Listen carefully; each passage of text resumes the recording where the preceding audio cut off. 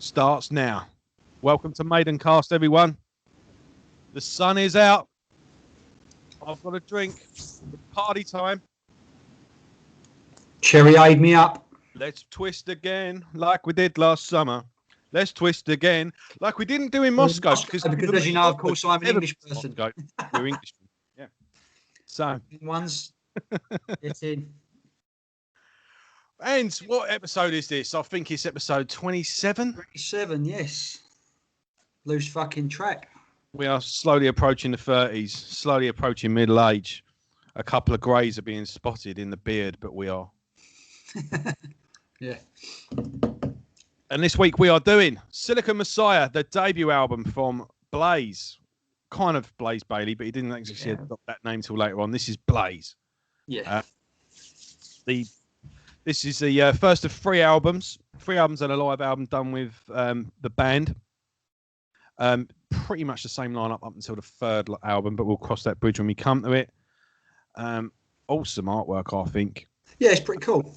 Carries on from the virus theme, doesn't it? Yeah, it pretty much. And there's a lot of themes in this. It's not a concept album, but it is a current. Yeah, I never really twigged it when I listened to it before, but knowing now how much our boy Blaze likes a concept, you can see threads running through this. They're by batches of songs, aren't they?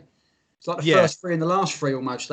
There's basically a sci-fi concept, and there's all the concepts of what sci-fi generally looks at.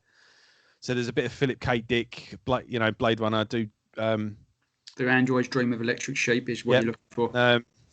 Identity, and if a thing has a conscious, is it being? And then there's our relationship with technology and the deal we made with it. And I think he was well ahead of the curve on many of things. And also, just this is something that he kind of comes in and out of. He goes a bit more. He goes full on concept on the next album. Then after that, he gets a bit more personal, and then he kind of revisits it. And then what doesn't quite work on some areas, he comes back to and reattempts, and it does work big time, I think. But if you look at this latest album, there's a song about Stephen Hawking. I think he's got another one on Isaac Newton. And Alan Turing. Yeah, there's another album. Tesla as well, wasn't it, I think? Yeah, there's a few albums back as well. I think it's Isaac Newton. He likes his science stuff, doesn't he? Yes, but throughout this CD here, this is pretty cool, actually. In the middle there, you got some photos and whatnot. That's pretty cool, actually. That if you was a really big Blaze Bailey fan. Oh, yes. No, that is pretty good.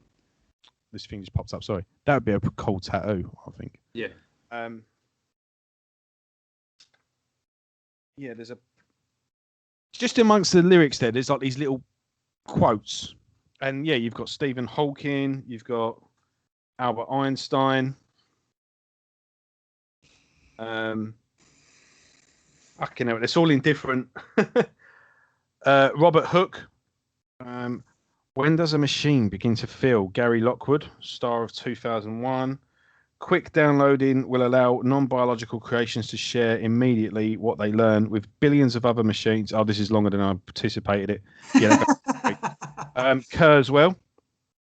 And buy the album and read them for yourself, people. Yeah, there's a couple by Albert Einstein as well. So what I'm saying is, it's funny because his new album's out this week, or it's been out a week or two. It's been out a week now. Yeah, we've just looking through the lax on that one. Looking through the CD booklet, it's like, it all started here, and it's all pretty much consistent. And I'm looking like that vampire. It all started really on Virtual 11 when you talk about the science stuff, because the lyrics to Lightning, not so much Lightning Strikes Twice, but When Two Worlds Collide, he was referencing scientific instruments and all the rest of it. He loves it. Now, he did that on one of his live albums, and I went through a phase of listening to his whole back catalogue, and whilst listening to that live album, I kind of did a mental switch, and when I heard that album, when I dug Virtual 11 out to listen to it once, when Two Worlds Collide come on, I went, hold on, what? I got confused. I actually thought it was a Blaze song for a while. So yeah, I mean, I think it fits in, especially around this time. Oh well, no, Fear Factory's sort of heyday had kind of come and gone at this point. They obsolete had been and gone, because let's not fuck about. They did about 17 albums after that, but anything after obsolete is obsolete, really. Yeah, there's the odd track here and there. I quite like the one. Demanufacture and obsolete were the pinnacle of their career. Like I say, they flitted in and out of some good songs after that, but nowhere near the consistency of those two. No, you're right. Digimortal's got some gems on there, but they really tried. I don't know. Yeah, they tried going commercial on that one. I quite like the one they did after the first split. So the one Dino wasn't on. I thought that was good. That was one with Christian on guitar, wasn't it? Yeah, that was a good album. Yeah, there was some savage songs on there. Then the album after that was a bit waft. Then they did the one where it was Dino and Burton, and Gene Hoglan drummed on that one. I thought that was a good album. They did one without a drummer, didn't they? They did a drum machine. And they did one without a drummer, which was... Yeah, but the songs were all right, but it was like, why'd you do that? And they went, well, we couldn't afford the studio time to have a drummer, and not only that, we're Fear Factory. It's kind of in the lyrics. Yeah, it's us, yeah. Am I missing one? I don't know, yeah, but yeah, they're all right. I'm interested. I'll be interested in the new album that Burton's on, but isn't in the band anymore. Yeah, this blatant cash grab. Right, bear with me 2 seconds. Let me sort this fucking thing out. Right, talk amongst yourselves. You say what your piece on the thing, and I'll hit the ground running when I come back. Okay, mate. Yeah, I mean, as we discussed, obviously Blaze's first, after being unceremoniously kicked out of Maiden. Some people say rightly, some people say wrongly. I mean, as we discussed it, I think it had to happen for everybody's sake, really, because Maiden without Bruce is like, apple pie without cream, like apple pie without custard, fish without chips. It's got to happen, and it's helped Blaze, I think, because it gave him the confidence to start forward and do the stuff that we're going to be talking about on this album. Just saying about, if it weren't for the Maiden thing, if he hadn't been booted out, he wouldn't have had the confidence to start doing this sort of stuff. And he's definitely in his element on his solo stuff more than he ever was with Maiden. And to be honest, more than he ever was with Wolfsbane. Yeah, I like Wolfsbane, but they tick a few boxes, but they're weird. He would never have made an album like this if he carried on with Wolfsbane. Yeah, Wolfsbane were kind of like. Do you remember when we had that discussion between the Wild Hearts and the Almighty? Yeah. Wolfsbane is sort of more on the Almighty glass ceiling, weren't they? They couldn't. They could see them too, but couldn't fucking get there, And they do have when they're good, they were fucking great. Wolfsbane. They were, songs like "I Like It Hot" and all that, and "Tough as Steel." "Tough as Steel," he still plays in his solo band. They did an album. I'll say a few years ago. It was a while ago now, but they did do a reunion album, and that weren't bad either. Yeah, I'm going to see him in November, hopefully. Are you? Yeah, I'm going to that HRH. They do these like weekend festival things at Yarmouth. Blaze has just been confirmed for a Planet Rock thing as well. I heard on the radio the other day, and I thought, well, that's cool that he's getting some. Yeah, well, I'm going to see him twice because I'm going to Stone Dead Festival as well, and he's doing the Maiden set again. So, obviously, if we're all allowed to fucking be in the vicinity of each other and all that bullshit. Yeah. But, fingers crossed I'll get to see Blaze and I'll get to see Wolfsbane. So it'd be pretty cool. Yeah. Okay. Well. Yeah. Let's crack on. Should we quickly go through the lineup? Yeah. It's I don't know. I don't really know any of them. And most notably, it's the drummer. From both of us. From Kill to This, among other fucking bands. I mean, he's been around. But he was in Paradise Lost for a while. He's currently in My Dying Bride by the looks of it. Yeah, on a new album, wasn't it? He's joined for. He's certainly done the rounds. My Dying Bride are a band that passed me by, to be honest. And it's like they're a very important band in the British metal canon. But, when it's a band, I don't know how many albums they're in there. And they do love an EP as well. And it's just like, where do I jump on? And there's a lot of different eras as well, because at the beginning he was doing a lot of death metal vocals, but then he switched to clean vocals. Because I saw him supporting Maiden on the X Factor. Yeah, I opened for Maiden at Brixton, and they were fucking hell, they're an acquired taste, but what they do very, very well. You know, when you just need someone to go, right, start with this one. If you like that, get them two. And if you like them two, get them ones. And then go. Pure metal and, no frills, not doom, not fuck all. With doom, like metal, but with influences like Gods of the Sun is the album you want. The black one with the butterfly on the cover. Okay. That is a fucking really, really good album. It's sort of like, when Carcass did Heartwork. Yeah. It was deviating from what they'd done before, but still had elements of it in. Well, this is like My Dying Bride did that. They sort of deviated from their doomy stuff and added just some crunching fucking riffs in there. And it's a really good, a really well-produced album. So yeah, I recommend that.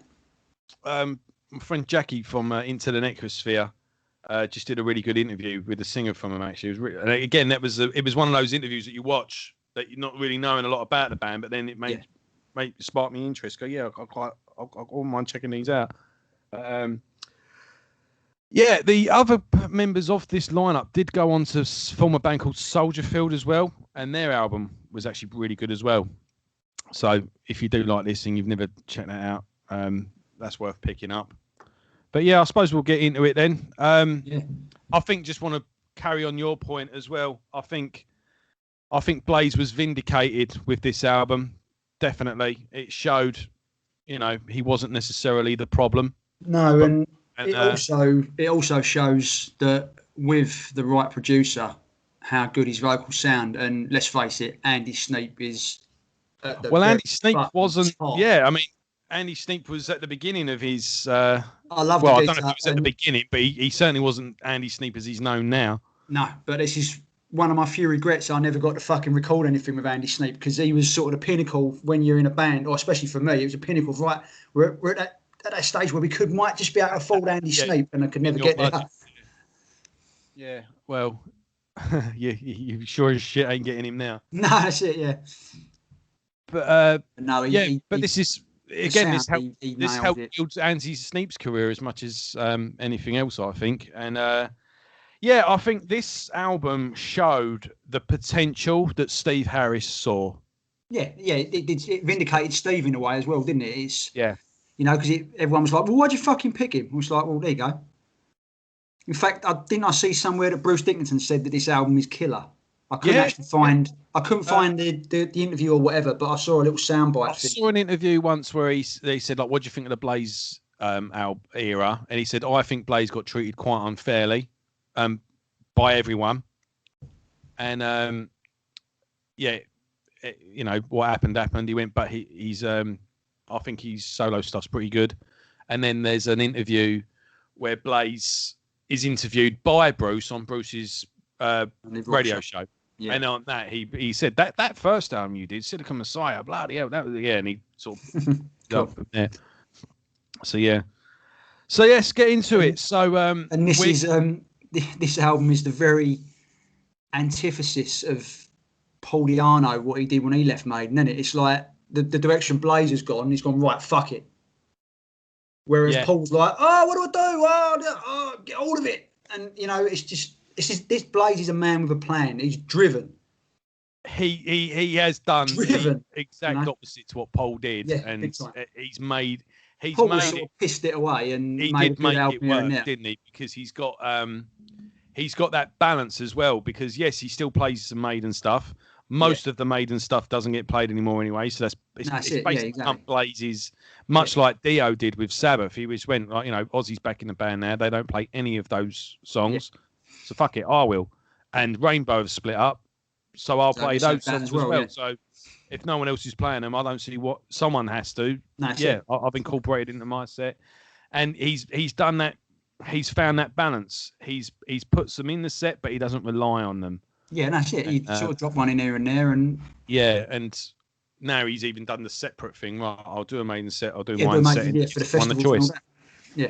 And Paul's painting himself into a corner, really, didn't he? Because he ended up. I mean, it just, mind you, I think it's bad advice more than anything else. I mean, and I'd imagine Blaze learned a lot from Rod Smallwood, whereas Paul probably found an enemy in Rod Smallwood. I think as well, it just ends up. You end up, like I say, you paint yourself into a corner when you got a new album to push. and the promoters just aren't there. Oh, but if you play a set of just Maiden stuff, we'll pay you so much. And it's like, well, the lights have got to stay on. Yeah, that's it. Yeah. And maybe it's more to do with that. It's that's what he was offered, and that's what he. Yeah, I mean, because he. So, yeah. Mind you, he got paid off, didn't he, Paul? And it's probably a pittance. Whereas they set Blaze up with a fucking 3-album deal and gave him a golden handshake because they felt a bit guilty, I'd imagine. So there's differences in there. So it ain't all Paul's fault, but. Well, I think Paul's biggest mistake was when they did that reissue thing. They gave him they bought his rights off him, didn't they? And they did, yeah. Sure, he made a pretty penny at the time, but they did. But yeah, considering what he could have made every time they played Iron Maiden or Phantom or whatever. Yeah, I don't know what those figures were, but anyway, right. Let's try this again. The music. Let's jump in, yeah. Right, so it opens up with a nice, Sabbath-y, rolling, thick riff, nothing too fast, but nice. Heavy. I mean, it's heavy. You know, it's like fucking hell. And when it does that, I mean, it's a great sound. Like I said, Andy Sneap has fucking nailed it on this. Probably one of his best sounding albums he's ever done. But when it kicks in, you can tell obviously the detuned guitars are there somewhere. I don't know what they're tuned to. Definitely D at least, and it helps Blaze's voice. And it's fucking hell. I mean, when it kicks in, when he finally starts singing, it's almost like fucking hell. It doesn't sound like him because it's almost like a really low growl. But then he kicks into the Blaze's voice that we know and love, and it's it's all good. But no, good way to start. Good way to grab your attention. Yeah, it's an odd structured song as well, isn't it? It's not quite like a. It doesn't sort of run out with a hook and then a verse, chorus, and then it's kind of. It has it's like a bunch of introductions that builds up to an eventual chorus, doesn't it? Yeah. And but when we get there, the Ghost in the Machine. Yeah, it's one of my favourite songs on the album. To be fair, yeah, really delightful bit of soloing on there, and then you got that cool little section, the old "Do You Want to?" That's fucking brilliant with the bass underneath it. And then kicks in. Dun, dun, dun, yeah, it comes in well every day. I bet that. Well, I know it is. That's awesome when that's done live. Yeah. Just a thing I've just thought of. He did actually do this album in full. He didn't do it on a tour though. He did it once at a festival, and it's like, you missed out on something there, mate. That's it, yeah. Yeah. But that again, he might have avoided another trap there because some people go, "Oh, we're going to do this album in full," and then they end up, doing a Jeff Tate, and that's all you end up. Mind you, vet Jeff Tate, he knows what he's good at, and if I'd written songs like that in the past, I'd want to fucking play them all the time and all. Yeah. Same thing with what's his name from Pink Floyd, always having to do the Wall. Yeah. A great little album opener. Not too much of a. I'm not sure if it's a very good live set opener, mind. Good little mid song, but it sets the tone, and it's a bit odd. It does sort of, when you first hear it as well, it does make you think, oh, this is a bit different. This is and I think that's exactly why it was picked to open this album. I've just left Maiden. Here's what I can do, and it's fucking dropped down. It's detuned. It's low register, and the vocals have been well produced. Andy Sneap has obviously worked with Blaze rather than where Steve Harris didn't really know what he was doing. Let's not fuck about. And I've read a load of things about the X Factor and Virtual 11 where Blaze's voice was naked. I mean, I don't know a lot about vocal production, but they seem like they say they didn't help him out. There was nothing on his voice to help it or soften it or reverb, nothing like that. And whereas about the volumes and whatnot. Yeah. Whereas Andy Sneap, he knows what he's fucking doing. Let's not muck about. And it's proved it here, and his vocals sound better than they did for the last, ever. Probably his best vocal performances on this album. And it ain't no mistake that he's got a decent producer behind him. Yeah. So Evolution it kind of carries, it's kind of part 2 of the song, really, doesn't it? It kind of. Yeah, so it kills it for me because I really like Ghost in the Machine, but then Evolution comes in, it don't really do anything. And I appreciate it's the second part of a trilogy, as we discussed earlier. The first 3 songs tell a story. But this is the second part. This is what you would call the Last Jedi of it. It doesn't. Not that far. Yeah. But it just doesn't fucking do much for me, this song. There's a few good bits in it, but all the momentum I've had from that first track. It's just like, yeah. Really? Again, there's not a lot of typical song structure in this as well. I mean, it opens with that bluesy solo, a nice down-tuned slow. Again, this isn't. There's no running out the gate, hitting the ground running on this album. No, that's probably what's wrong with it. This album builds up. Track 2 should have probably been a bit of a faster tempo. Yeah. Here we go. And then that, with the vocals as well, he's telling a story, and then you're like, dun dun dun dun dun dun dun dun, the evolution, and then it comes into the main bit again, the age. So that's what I don't like, that cheesy bit of lead over that bit. Yeah, I don't like it at all, and it sort of kills it, and I skip on this. Oh, right. Is that yeah, bad, no, it's weird. I didn't want to, but it was just certain bits are just like. Oh. I just like that when it goes quiet and then you have that brush across the strings where before as the verse goes in, and it's quite an atmospheric. I mean, don't get me wrong. I don't think if we, first song off the new album and then maybe chucking Future Real and then chucking Thing, and this next song is off Silicon Messiah, Evolution. You'd be going, what? Well, yeah, exactly. This isn't the one you're going to run out with, but I do think it fits nicely on the album and leads us from point A to point B. I never skip it, but I never skip to it. Yeah, see, no, because what comes after it is brilliant. Yeah. All right, we'll get into the title track. Yeah. But yeah, it kills momentum for me. Like I say, I think Ghost in the Machine opens up the album really well, sets a tone. This is fucking heavy. This is detuned.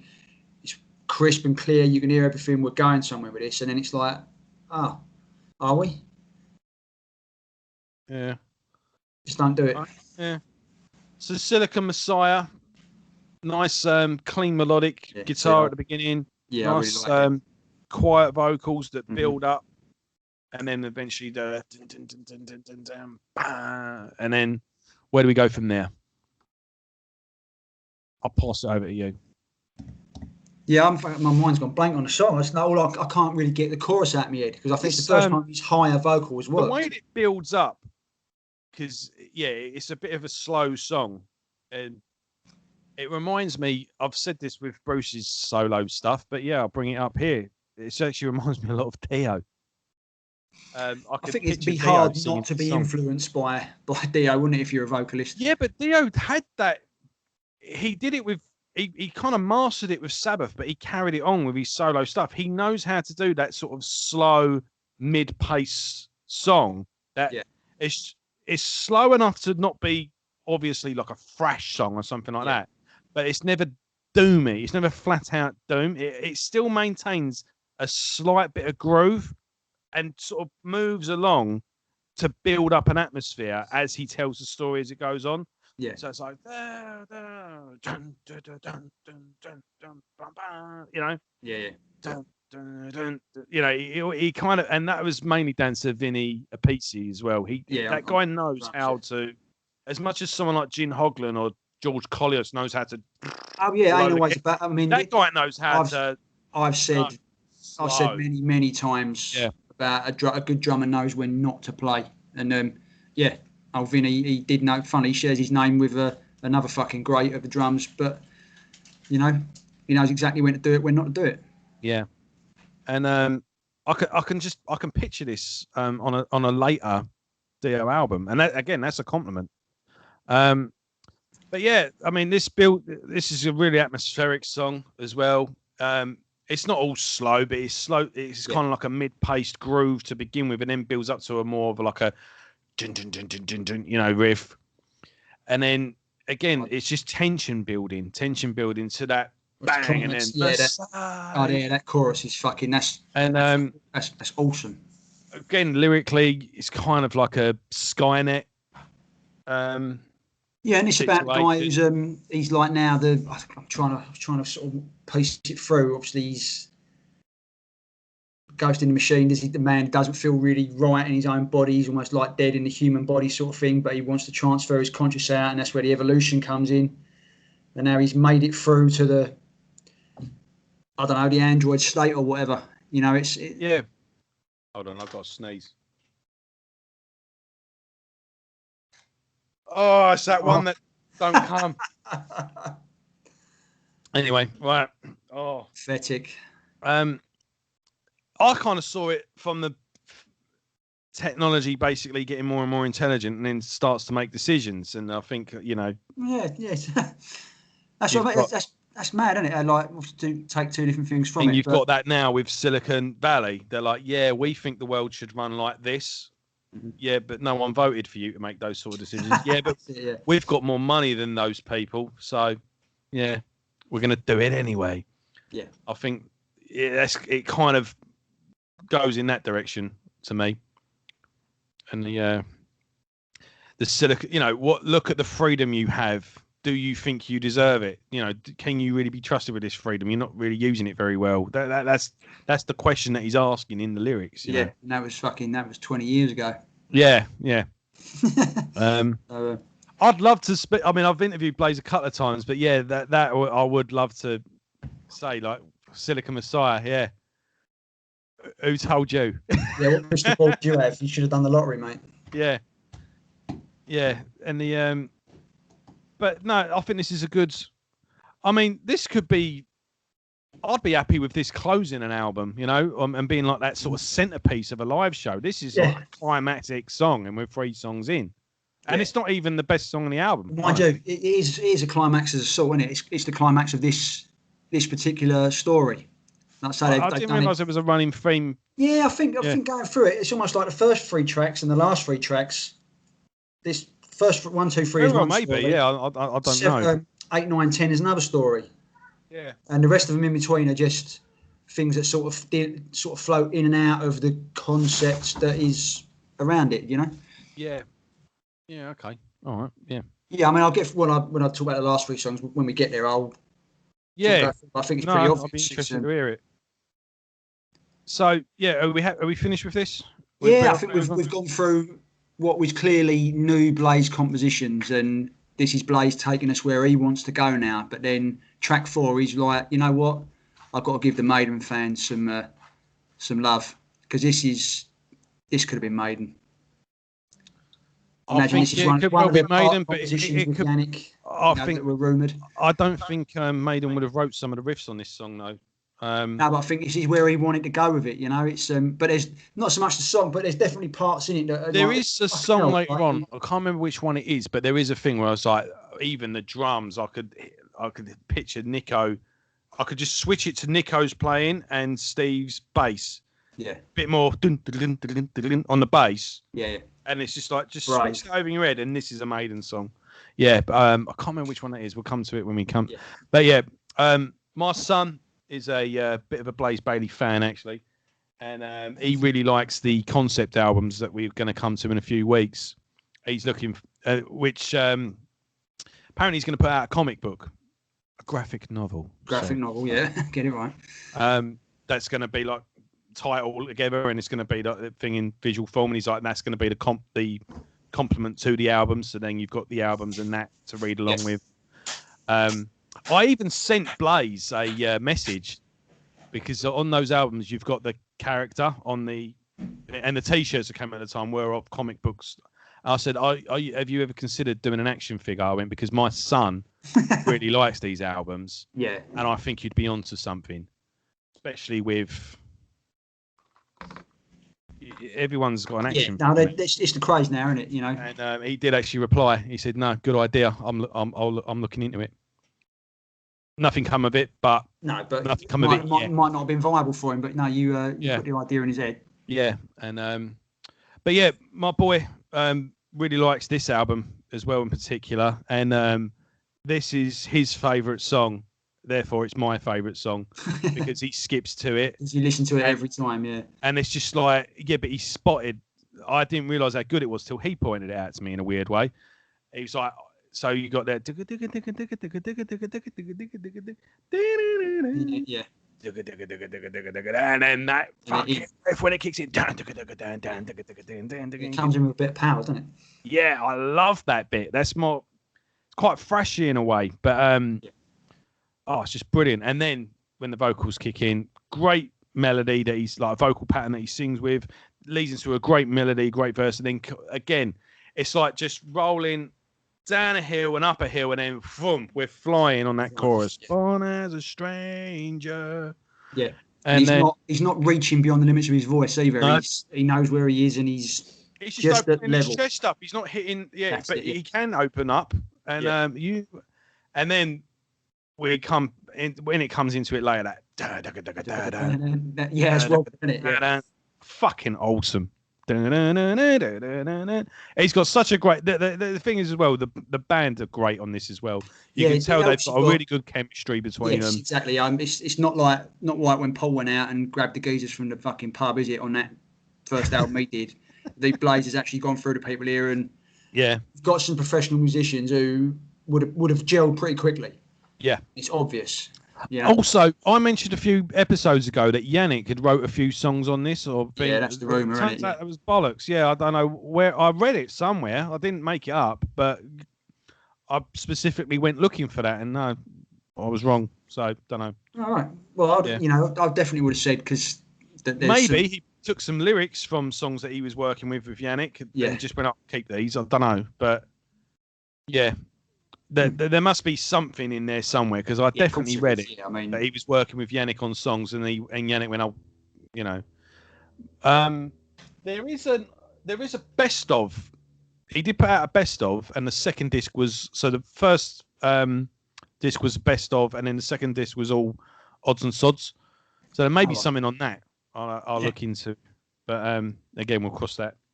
Yeah, I love this song, and no, it's it's the best on the album so far. And to be fair, we've had two really good ones. One bit of a dragger, but this is set the level, gone a bit higher now. And I mean, if I was in the band, I would have opened with this definitely. This is sorry, this could say this is we like using the term the palate cleanser because you had three sort of mid-paced, crunchy ones, but this comes in and it's like boom, here you go, right. Yeah, it's like, right, where's the banging? And that's it, So, right, we'll move on to The Hunger. And this is a bit of a drag for me, to be honest. See, I'm the opposite. I'm digging this one. Yeah, I didn't, don't dislike it, but where I was listening to it on repeat all week. It's this the thing, was a bit of a, I know where this is going. Right, let's move on sort of thing. Yeah, I mean, don't get me wrong. Not that it's bad. No, but it doesn't need to be 7 minutes. No. There's some fat could have been trimmed from it, but it's his first sort of go at an epic on his own. We've got a couple of 7-minute jobs on the album. Neither of them, both of them don't hit the mark, but they don't go far from it. I think as well, this is kind of like what was on the X Factor as well. That was a bit top heavy when it came to slow songs that start quiet, then build up to a chorus, and he is kind of doing that on this track as well, isn't he? But it's like I say, there's some good ideas in it. Oh, it's not bad by any means. No, that's what I'm saying. It's but they're struggling to sort of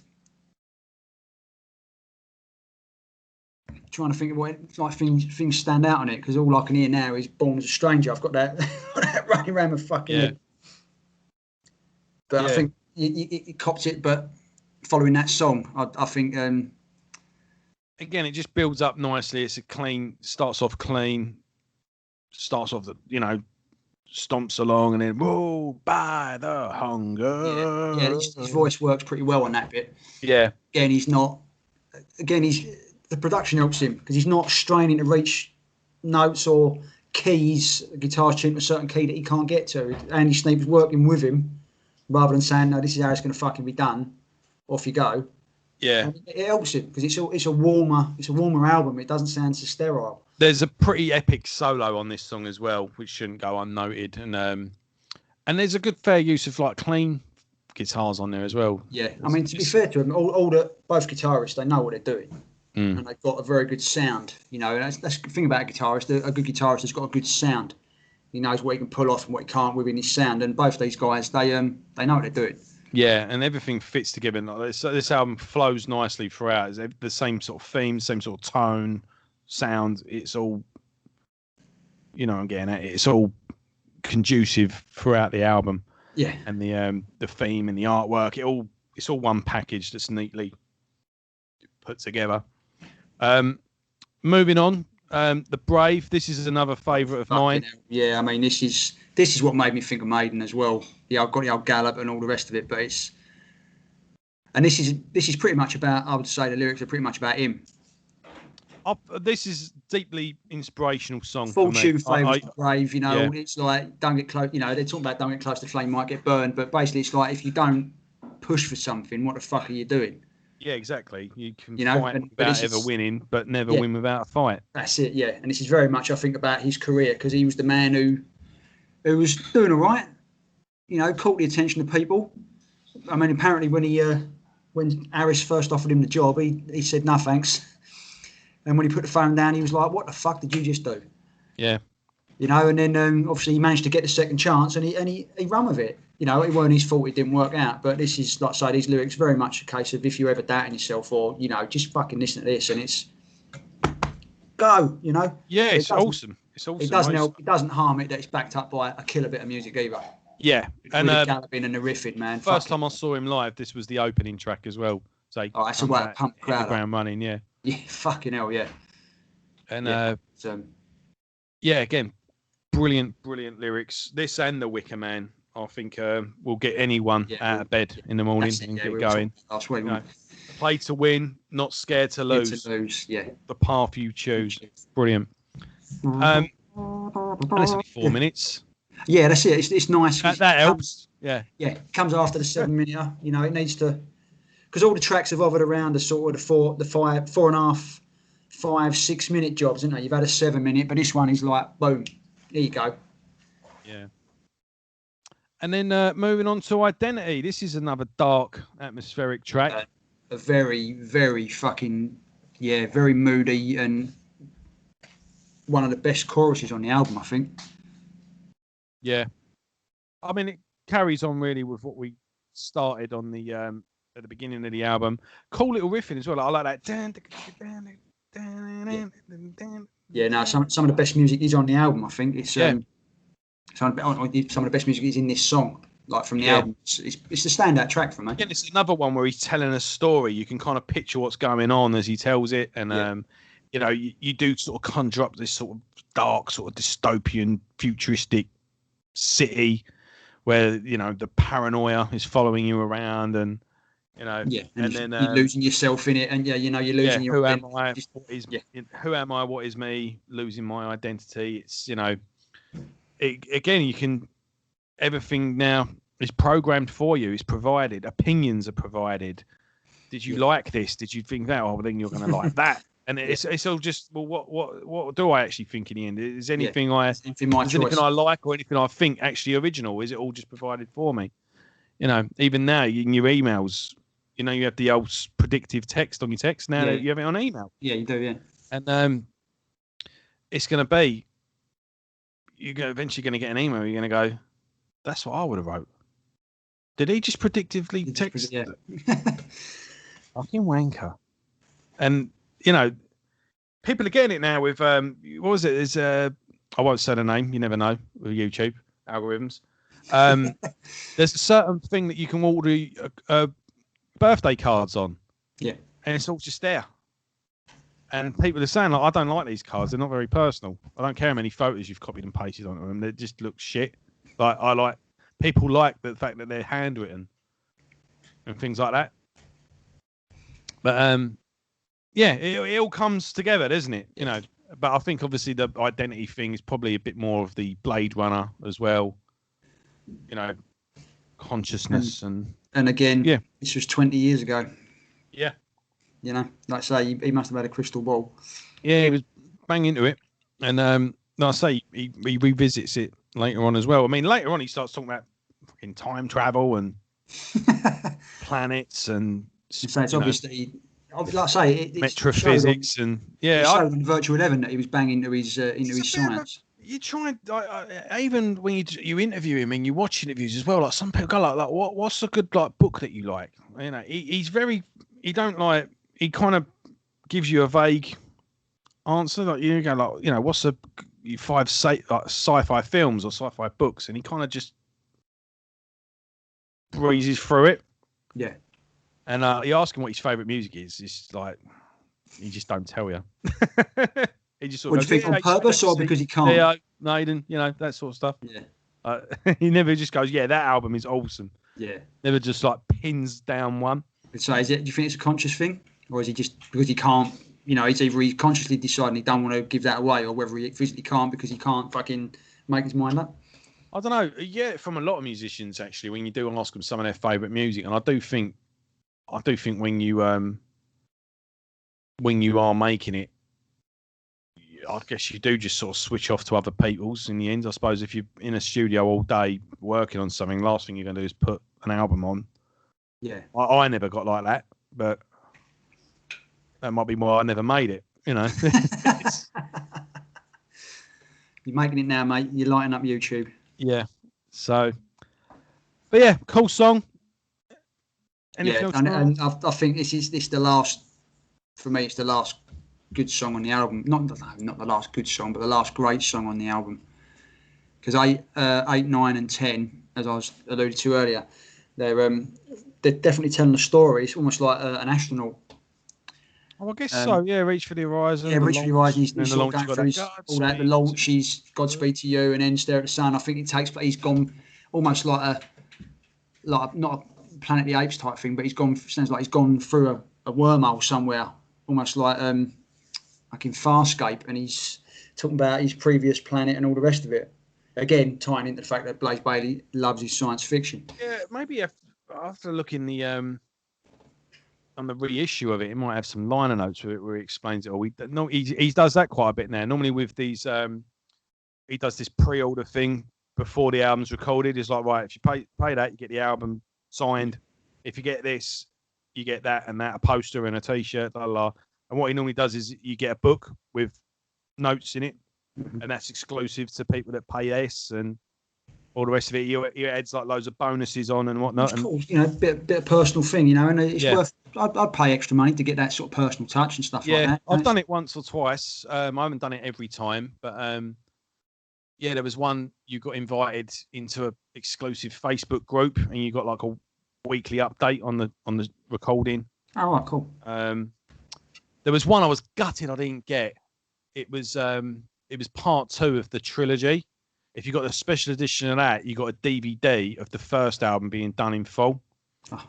And it was with backing, because it's got all different characters. Like the actors were on stage, backing vocalists. Oh, right. All different people were on the stage acting it out and that.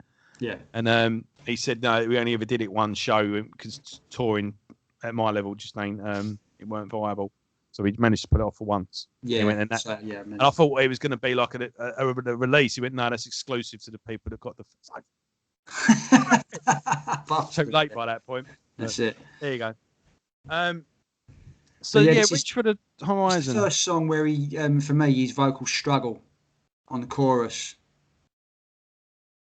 Where he reach for the horizon. I don't think his voice he's really capable of achieving what he's trying to get. Yeah. He's managed to temper it so far on some of the tracks where he's gone to the extreme, but this is where the reach just exceeds the grasp on this one, I think. Yeah. Oh, okay.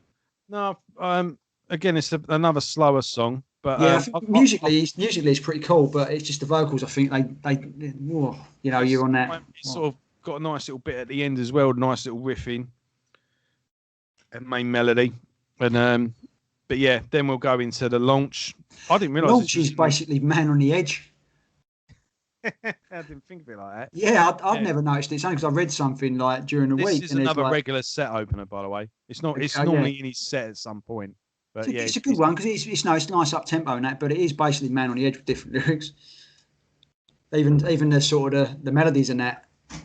But but why not? He helped write that song. He can it kind of strip mine it. Yeah. It's like the riffs played backwards. Yeah, it's weird. It's weird one, isn't it? While the other one goes. Yeah.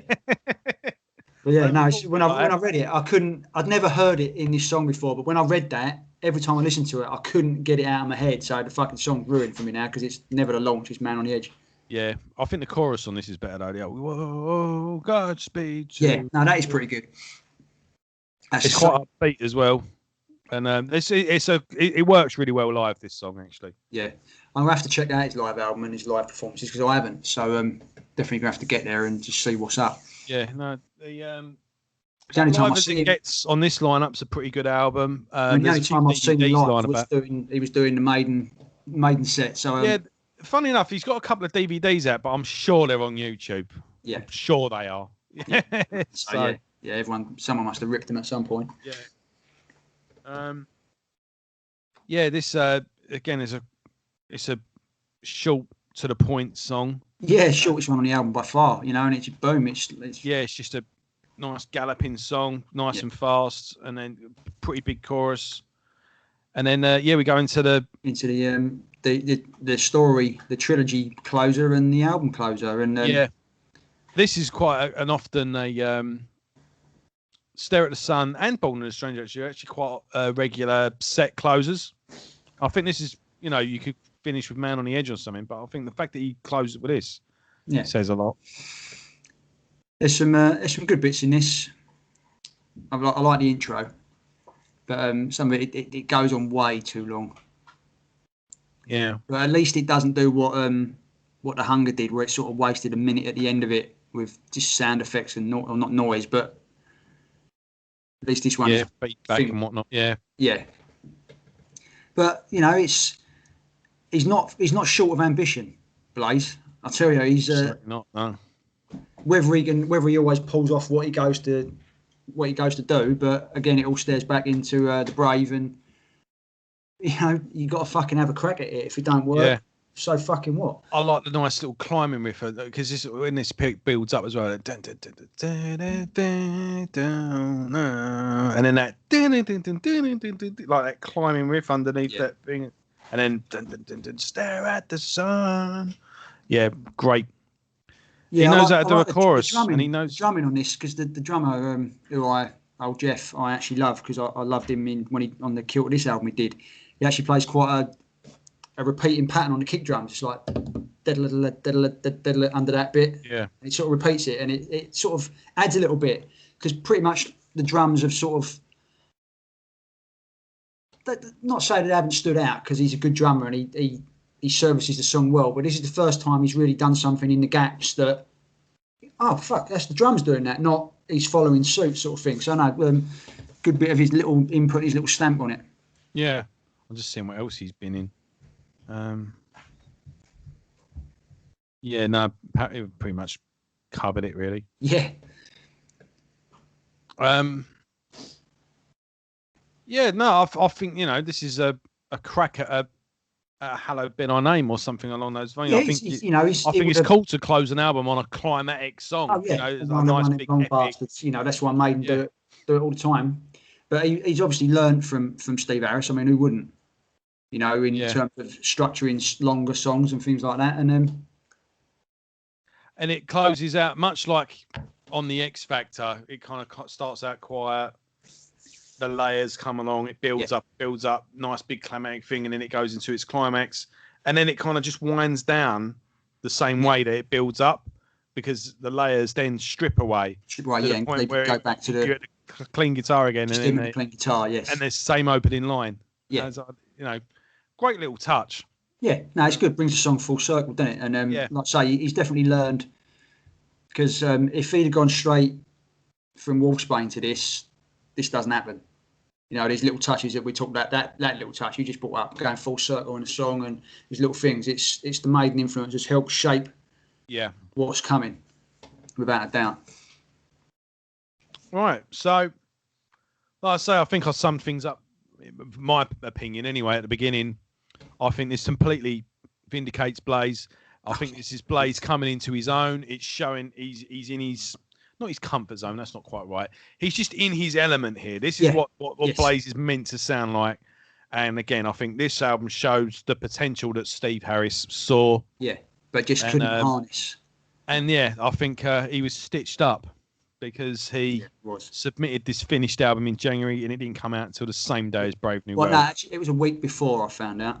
But either way, that's no good. Yeah, and I don't think Blaze could have hoped to have. It's not even him. I don't think even he would have thought, no, I'm not going to fucking compete with Maiden. No, he wouldn't have done fucking that. Idiot. Yeah. So why did they bury it? Yeah. They obviously thought he did. Who was the fucking label? I don't think it would have done them SPV favours to go, actually, look, Blazers put an album out before they have, and actually it's really fucking good. Yeah. Like, it's not. Yeah, SPV, what the fuck were you doing? Yeah. But no, it's sort of because it did get buried. He got buried under the avalanche that was Brave New World. Yeah, maybe they thought, oh, if we release them together, we'll put them together and people will buy both. But they won't know, will they? Because Blaze was persona non grata at that point in time. He was the geezer who had the audacity to replace Bruce, and he got. How dare you join the band you were asked to join? Yeah. That's it. But no, I mean, this should have been months before or months after. Yeah. To come out on its own, stand on its own, have the spotlight by itself, and because it deserves a spotlight. All right, not everything works, but he's having a crack. He's doing what you like to say. He's fucking throwing everything at the wall and just seeing what sticks. Yeah, I say not all of it worked, but it didn't fucking fail. He didn't go the Diano route and just drop out. No, I think I think this is actually pretty. It gels pretty well. It stands together as like one body of work. I think. Yes. I wouldn't object to going to see it done in full. I think probably the songs that I think those songs would work better live. Yeah, the songs that I'm not really digging, like say, get them in a live environment, then yes. That's always great when that happens as well. If you see a band or you know, oh, I'm not too sure about these, not sure what I think about them, or even if you listen to a band where you're not too sure on a new album, and then bang, there it is live. It's like, I've had it recently with a band called Wayward Sons. They were playing the Stone Death Festival, and I'd sort of listened to them on record, and it was like, yeah, they're all right, I suppose. I'll have them, like I'll be in front of stage while I'm on my phone, sort of thing. But then when they come on, it all made sense, and it was captivating. And it's just one of them, like say, it's one of them things you just can't explain. I know who they are. Yeah, that Toby Jepson's band. Yes. Yeah, they're a good band. They are. In fact, whenever I hear them, I always mean to mention them to you. Yeah, no, they are. Yeah, no, like I say, on the album they're pretty good, but live they fucking make complete sense. Yeah, Toby Jepson's an awesome frontman. Again, an underrated frontman as well, especially in terms of British rock history. Yes, no, he's up there with the geezer from Inglorious. Nathan, I can't think of his name, but as terms of frontmen go, they're the new this generation's Coverdale and all that. You know, they've got the pipes and they've got the charisma. Well, Toby Jepson, funnily enough, did the Dio Disciples. Right. It was him and Tim Owens. So Tim Owens opens the show, does a couple of songs. Toby came out. They do a song together as a duet. Then Tim goes off. Tim does a couple of songs. Tim back on. And then it kind of went back and forth like that. But and he pulled it off as well. I mean, you got to have a set of pipes, didn't you, to be able to do that. Yeah, what was the band he was in the 90s? Was it Little Angels or something like that? Is it something like that? Little Angels rings a bell. Yeah. Wayward Sons, really good band. Yeah. And I'll have to dig a bit deeper with them. Yeah, so three albums, I think. 3 or 4. That many already? I think they sold out Shepherd's Bush Empire as well, so they're on it. They're making waves. Yeah. So this is considered a classic amongst Blaze fans. I think it's a good starting point. I don't think it's his best album. I think he went on to do better than this, but it's definitely a good starting point. And I'm looking forward to going through because I've ignored his solo stuff, and I slap on the wrist for that one because I caught this one, I loved it, but I just never followed it through. Yeah, so I'm quite. I don't think that was all entirely your fault. I don't think his albums were very well promoted. Yeah, so I'm looking forward to going through them, and he got better promotion when he was managing himself. Yeah, we'll get into that later on. But no, it's a solid 7 out of 10 for me. I'd go one further and give it an 8. I think it's a good statement of intent. That's all it is, really. Yeah, it is. This is look, this is what I can do. Yeah. And stick around. And fair play to the geezer. He didn't fall on his arse. Like I say, I keep bringing him up. And this is not. I love Paul Di'Anno, but he looked at the Paul Di'Anno playbook and said, "I ain't doing that." Yeah. Yeah. And funnily enough, next week we'll be reviewing Paul Di'Anno. Back with Paul. Scary. This is all right, actually. It's one of the better ones. So it's released in 2 different countries or 2 different regions under a different name and different artwork, but it's the same. So some of you might have Nomad, some of you might have The Living Dead, but we'll separate and unmuddle them. Yeah. And it's all the same anyway. But we'll review that next, and then after that, we're going back with Blaze with 10th Dimension. Yeah, Maiden gets few and far between now, doesn't it? Yeah. But well, we've got half a dozen shows to do after the last Maiden album, and hopefully by the end of it we'll get a new one. Have a fucking album, yeah. We'll see. Right, as always, folks, thank you so much for watching. If you're new, welcome aboard. Go back to the beginning and listen with us. You know, listen to the album and then listen, or do it vice versa. Listen to it and get it in your head, and then we're talking bollocks. Listen to us. Know. Yeah, fucking and hell, sort of mentally join in, and then leave us comments on what you agree with, what you don't agree with. Or use the episode as an introduction. It's up to you. Yeah. But this is your guide as you work your way through the catalogue. You don't have to do them in order like we are doing them in order of release. You could separate it and do all the Maiden albums, or separate and do all the Bruce albums, or the Paul albums, Blaze albums, whatever you want to do. So Maidncast is here. Once it's up forever. So you could be listening to this in 20 years' time. And hello. Yeah. And if the world ain't ended by then. But yeah, if you like it, share it about, tell your mates, and give us one of them. That really does make all the difference. It does, yeah. We're not sponsored or paying to get clicks like some other places. It's all grassroots. This is all you. This is your show. Yep. So spread it around. And apart from that, see you next week and have a good weekend. Ta-da.